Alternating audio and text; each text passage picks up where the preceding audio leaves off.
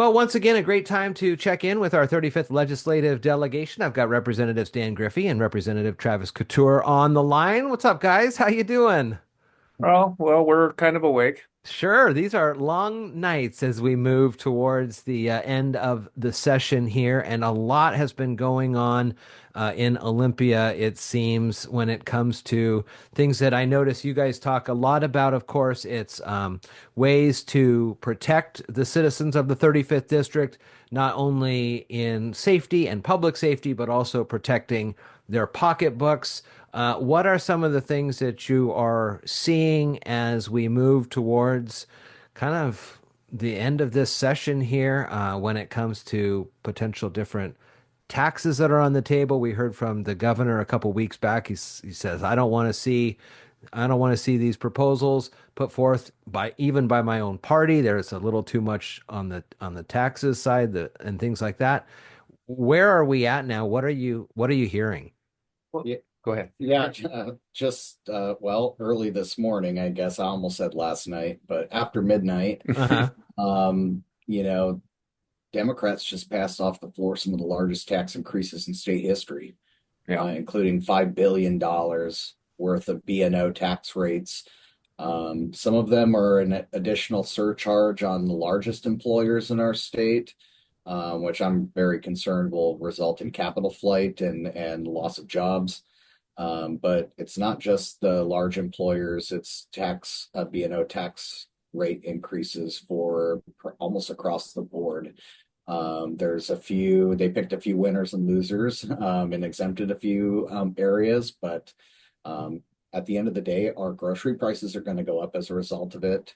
We're not going to fix our housing supply or our housing crisis because the cost to construct a home is going to go up, and our hospitals and care facilities are not going to be exempt either. And Washington hospitals are already over $2 billion in the hole with slim margins as it is. And so it's a very concerning time. The arguments seem to be that all these entities and businesses needed to pay their fair share, but as a small business owner myself, I could just tell you that I pay well more uh, than I feel like I should. And honestly, sometimes I feel like I work for the state of Washington instead of for myself. But at the end of the day, this is going to be very harmful. One of the things that was passed, so there's a good and a bad.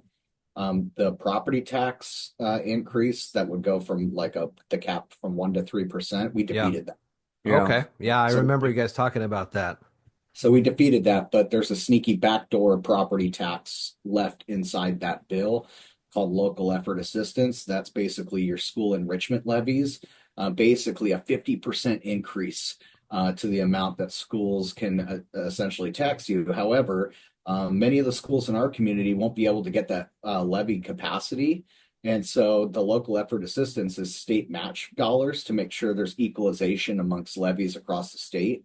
That actually went down. So what we saw last night was basically going backwards from McCleary.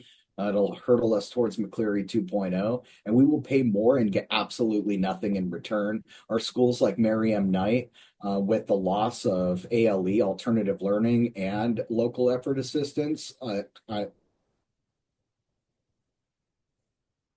schools like Merriam Knight, and frankly, a lot of schools in Mason County, as a result, that could benefit if they got a levy from local effort assistance. They will get less now as a result of that. So the equity or the equality disparity between the property rich districts in Mercer Island and Seattle and Bellevue are going to become richer, and the schools in our districts will become poorer as a result. And so we voted no on all those things. They even had a Tesla tax because they don't like Elon Musk right now. Right. So decided that they're going to abandon their zero emission vehicle incentives on Earth Day. by the way, on Earth Day, they're going to make it more expensive to buy a zero emission vehicle, and then also make sure that there's less of them, as they also hurdle us towards a mandate of electric vehicles. And so it just doesn't make any sense. The hatred for one man in our society is gonna the only thing that would make progressives go back from Sure. all of their climate agenda. So. Well, I Talk. mean, I'd like to double down, like what Rep. Couture just said. They deleted exactly what got us out of the McCleary lawsuit. They deleted the local effort assistance. So, just to tag on to what Travis was saying, a similar sized district in Seattle, King County, can levy about $4,000 per pupil at 60 cents levy rate. So they would pay 60 cents per thousand. In our area, we're at $2.50 or $1.50, and we don't levy maybe $1,000 per student. Our schools. It is important that we have the local effort assistance to comply with the paramount duty of Washington to provide amply for basic education. We think that it is an absolute mistake, and that it's just open for litigation once more. So on these districts, these smaller districts, especially kind of in the 35th and, outside the corridor, I guess, how are you or how are the constituents able to voice their concerns with this? Are these done deals, or is there still opportunity to, you call in and you say pro or call in and you say con on this issue? Are we still within that happening in the session, or is this now you guys are on the floor huddled around making these pitches and saying, listen, think about every other district? Because I hear Well, you say the Mercers and well, the Medinas and things like that, and that's a small percentage of the overall school districts oh in yeah, the about state. 85 of the 295 are the ones that benefit the most, right? Yeah. So I think the important thing to understand is we worked really hard to amend these bills because now it's got another step. So the thing that we were able to give voters, taxpayers, is an ability now to lobby the Senate pretty aggressively. Oh, So because it went back over. because it went back to the Senate. I do believe that they're cutting a lot of backdoor deals, right? I think there probably is a gentleman's agreement on what the budget's going to look like. I think there's a gentleman's agreement, in theory, on what transportation budget's going to look like. But there's time. I think from the defense we mounted on the floor, they're pretty committed to the eliminating local effort assistance, and give the local jurisdictions the ability to raise their taxes at a higher rate. So they're going to blame it on the local districts, and they ignore the fact. And sometimes it's they ignore it, and sometimes it's just that they don't live there. They don't understand what we go through, what property poor means to us, Yeah. right? Our values are just a heck of a lot less per lot than they are in Seattle King County. But yeah, there's time. Do I think there's a chance that they could really influence the process? Probably not.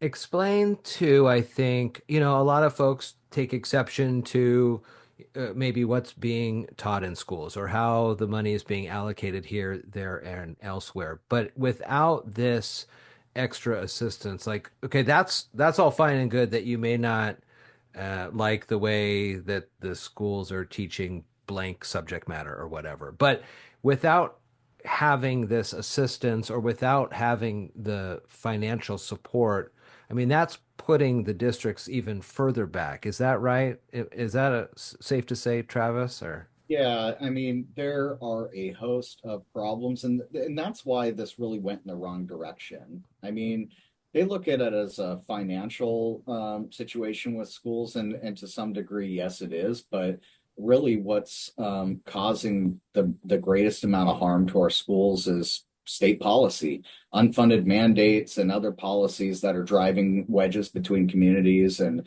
causing our parents and others to lose trust and taxpayers to lose trust in our public schools. And I mean, we're less than 50% are proficient at reading and Hmm. English language, and less than 40% at math. And I said this on the floor last night. If we were going to give that a grade, it'd be an F minus, Yeah.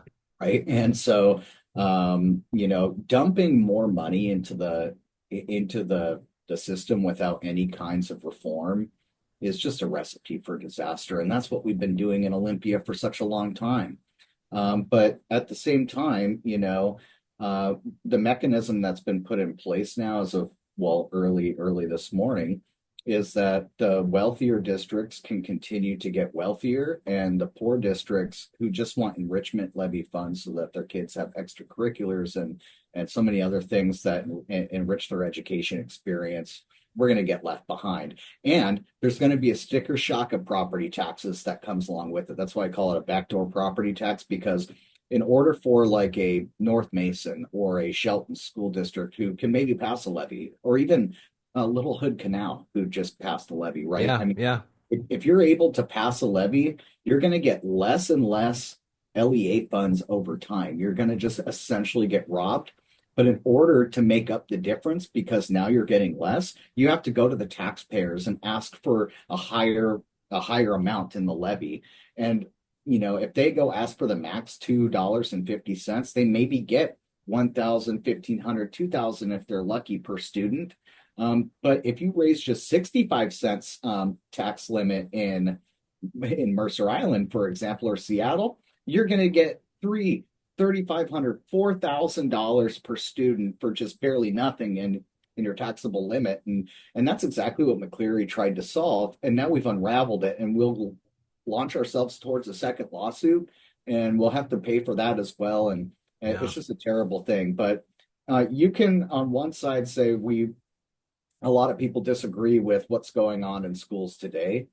But that also not to cut off your nose to spite your face and rob kids from the opportunities that, hey, we feel that just because we're in a property poor rural district, that we also deserve those opportunities for our kids to go to band and football and all the different extracurricular and enrichment activities that make them better students. And one could argue that we've been left behind for so long. If you can't get a levy at all, you don't even get access to LEA, right? And so our communities have been left behind. And that's one of the reasons I think me and Dan are here, because we promised our constituents we would defend and protect rural communities, and be a voice for them inside this legislature. And yesterday, last night, was just one more blow, one death of 1,000 cuts more. I, s- yeah. It really turns equity into a math problem and solves it for the rich. I And that think I read that North Mason is looking to come back to the voters again here. So if this does all go through, the likelihood that the North Mason voters would see the efforts of this change, I guess, would show up in this next levy ask. Is that right? Or is there Well, a no, I mean build-in they time to this? they Or won't be able to set a different rate. I mean they've already North Mason's already asking for a modest amount of money, yeah, right? They have not increased their levy rate in several renewals, so they're being responsible. But it comes down to it. Travis and I are looking at what is the solution if paramount duty is what the Supreme Court says we have to fund education. Our hmm, Constitution says it. It is. We should provide the exact same amount of funding, equalized, if you will, for the areas that they live in. So it's easier to come up with what an equalization rate should look like, and that should be directly funded by the state. So if it costs, we can say maybe it costs 10% more in a Mercer Island. We can certainly come up with a ratio where that works, right? But it should all come from the state of Washington. Right now, they're using what's supposed to be enrichment levies for actual providing of actual basic education, which is going to get us in trouble with the Supreme Court again. sure. And it is our job to stand in front of the train and try to slow it down. And it's pretty tough to do because it's a big train. Well, and let me go back to the North Mason example real quick. So if they just asked for an enrichment levy like they did before, and they did a reasonable amount, that might be okay with some voters, right? Maybe it passes, and let's say it does. Your North Mason will get less LEA funding Yeah. matched from the state. So we're asking taxpayers in North Mason, even though the school didn't change the amount it asked for, we're asking those taxpayers to pay more and receive less back for those kids. Yeah. And that is inherently unfair. And that is exactly the exact situation McCleary tried to solve. Yeah. And it's going to be a sticker shock because if North Mason wants to get the LEA funds that they would have got under previously, they have to ask for more levy capacity, which is a higher tax Right. on citizens. And so that's the ugly, nefarious backdoor property tax that's in this bill now. So on one good side, we rolled off the 3% cap, so that would have tripled property taxes just generally for people. But there's this backdoor tax, and honestly, if you look at your property tax bill, the stuff you pay for, and honestly, we need it. We need fire, we need a lot of these different things. So I vote yes on those, but when they come in my ballot. But the schools are a big cost in our property tax bills, right? Especially as Mason County hasn't raised their own limit in many years. So I'm just gonna try to again try to explain this. If stop me if I'm wrong here. So a school district is going to ask for blank amount and it would get basically kind of a match from the state, so 50-50. So in the new scenario that was passed earlier this morning here, the school district would have to ask almost for like a 60 and get a 40 from Yep. the state. Is that kind of how we're Yep. looking there? Or a Gen 70 yeah, 30 generally that's to how it get to is. 100%? Yeah. You either got to ask for the same and get less, or you got to ask for more and get the same as you did before, Yeah. Sure. Yeah. right? And so, I mean, your analogy is pretty close to spot on. Okay. At the end of the day, it's like the reverse Robin Hood. You're taking from the poor and giving to the rich, Yeah. right? It just doesn't make a whole lot of sense why we're balancing the budget because it's $200 million, $217 million robbed from rural schools is what it is. And the reason they did it, if you were asked why would they do that? Well, it's a $200 million savings to the bottom line of Washington State. And yet again, because of budget negligence here in Olympia, where Democrats have made continuously bad budgeting decisions, we're not in a recession. We are robbing people who actually need us the most in order to balance the budget on their backs. So they're balancing the budget on the backs of rural kids, and that's wrong. Let's go to the small businesses and the B&O and things like that. So, a lot of talk always is that small businesses are the lifeblood of the community, and that's how, every large business was once a small business and things like that. And then, you hear of these potential carve outs. I thought I had read somewhere that like Boeing got a carve out on part of this. And if I'm not mistaken, uh, I remember talking to now Senator McEwen about this many years ago. Well, let's hold out the olive branch and yada yada. And they still ended up leaving, right? So most of the production now is either in Chicago or in South Carolina, things like that. So why are there these continual carve outs and exceptions made to folks who, honestly, if the grass is greener, they're going to go and it looks like they're going maybe here and there. But the small businesses, the mom and pops are on First Street, on Railroad, they're on Highway 3 in Belfair, wherever, they're the ones that are the real strugglers, but the ones who contribute, I guess dollar over dollar, like what they say, like a dollar spent at a small business gets turned over so many blank times versus these large corporations who Well, don't I mean, necessarily seem to care. the answer is Boeing has about $2 billion of direct wages and salary impact on Washington State. So Right. you take 2 billion. I mean, that's what's left. So you said they left, so they moved their headquarters out. They still have significant assembly and significant number of employees in Washington State. That is a big bottom line. They pay payroll tax on all of that. They also pay business occupation tax, yes, at a lower rate. But that's why it's a lot of money. We do believe that our smaller businesses should have a larger ramp up. Like the smaller businesses should have the benefit of a smaller business and occupation rate, tax rate, absolutely. But the direct benefit of $2 billion into the economy, Jeff, that's a big deal. That's a Sure. hit. Okay. And a Yeah. lot of that, like 25-30% of one's salary, you can always calculate is going to go directly into the economy because you have to buy goods and services and things you need, right? Take $2 billion of purchasing out of Washington State and see what happens, right? I mean, that's a big deal. And I do not want to, glaze over the impact of smaller businesses. Absolutely, they need to be treated differently than a large, multinational corporation. But again, we have to have a business climate in Washington State where we can have all of the job providers. And if we tax them out, our regulatory climate and our tax climate, if it taxes job providers, if it taxes them out of the state, we just lose twice. The state does. We lose good citizens that are contributing and paying into the fund, so we all can row the boat in the same direction. Um, uh, you know, and we lose the ability for them to take care of themselves on their own with their wages and their benefits that they receive. It is a careful balancing act, Jeff, and I think we've hit a kind of a teeter-totter point where we might be, I think we're extracting too much out of the economy right now, too much money out of the economy all at one time. And those with portability of wealth, they're going to leave the state of Washington, and that's what we have to, do our best to prevent.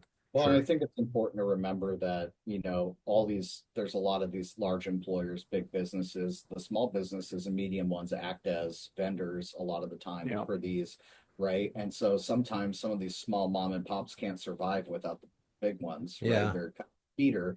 Aside from that, 100%, like we're mistreating small business in our small communities, right? And just they say, oh, we need to tax the rich. So they did a 1% B&O surcharge on the biggest businesses, right? But then they pick winners and losers and they carve out manufacturing, right? And whatever else. But then they hammer everybody else with increased B&O rates across the board for everybody, large and small. And those are probably the most devastating because they don't sunset right away like the surcharge for the big businesses does, like in a 4 years or so. We're talking about the largest B&O tax rate increase across the board for small business in the last 40 years. I mean, that's in a time of unaffordability and inflation when the costs are skyrocketing, gas, groceries, rent, housing, insurance, utilities, you name it. Everything's going up. And that means increased costs for our businesses and our employees and everything else. I feel it in my business. I'm one of the mom and pops in Shelton, Mm-hmm. right? You know what? Like I know this, Jeff. If we can't build more housing, then I don't build more cabinets and I don't buy more wood, right? And so it's this big vicious circle. But that is just at the end of the day, just another expense that you really can't incur. And it's on gross receipts, meaning that it's before your expenses is when you get taxed. Right. And that's just inherently unfair. It always has been. But they just made it worse. It's one of the most regressive taxes in our entire society. And they hate regressive taxes, but yet they keep raising them. So I don't understand the logic behind any of this. And when you're trying to dig yourself out of a hole, you don't grab another shovel and keep digging, right? And so taxing your small businesses when we're barely surviving in Washington State is the wrong direction to go. But When good news, there's good yes. news. So Okay. the Okay. governor signed Travis and I's bill concept on monitoring sexually violent I saw predators. that. I did see that. I was going to ask you about that. I saw the signing ceremony photo there. And Yeah. again, this is to have GPS ankle monitors, right, on Yeah, it goes offenders. way further than that. It's also survivor notification. So there's a seamless notification and there's concentric rings, 1 mile, 2 mile, 3 mile, 5 mile, right? So the survivor can make up their mind how they take care of themselves. Also, we were able to partner with a Democrat who's been working with us on these and Rep. Couture's bill from last year, we were able to wrap into her bill, and we all went to that bill signing together. The three of us still contend that how we're dealing with sexually violent predators in Washington State, the whole system is broken. We're squeaky wheels when it comes to this, and we want to. Make sure that everyone here in the deciders know that it is broken, and here are some of the solutions. But we're starting to have some success at that. That's good. That is good. One more good thing that happened, and Yeah. a little bit back to the B&O, we were able to exempt the timber manufacturing Yes, we did company, that. the like Okay. Sierra Pacific. So that means Sierra Pacific's taxes aren't going up, and that means we saved some jobs in Shelton. That's great. That's No, great. that's really good. So we are looking, you guys, me, Senator McEwen, as well as the EDC and the chambers, on having a legislative wrap up on May 14th. Now that's, of course, session dependent, and we're hoping for you guys out of there by then. This is going to be Yeah, at definitely. Public Works, Mason County Public Works in Shelton. I'll put the links to how you can RSVP with the EDC, but the Shelton Mason County Chamber, the North Basin Chamber, the EDC, and the county are doing the 2025 legislative wrap up, sponsored by our Community Credit Union and Peninsula. Diedrich at Mason Webb will record it. I'll kind of be the moderator, and then Tease is doing the breakfast. So it's going to be a good time in the Yeah. morning. 7:30 is the start time. May 14th, you're going to want to make sure that's on your calendars. And we'll have a good opportunity to kind of have a wrap up and see how all the pieces and the puzzle pieces landed here at the end of this session, which has already been a pretty interesting one, with the governor coming back and telling his own party to get back to work and try to figure out a different way to do things. And so we'll see as we get closer to these next couple weeks how that all shakes out. I know you guys are right there on the front of it, Travis, with your new position in House Budget and things like that. So you're making the statements and making sure people know what's going on, and we really appreciate it, of course, as always. So we'll put a wrap on it here, but we'll be back together before too long, and the legislative wrap up again on May 14th at Public Works. I'll look forward to seeing you, Jeff. Good to see you guys. Thank you so much for your time. Yep, take care now. Have a good one.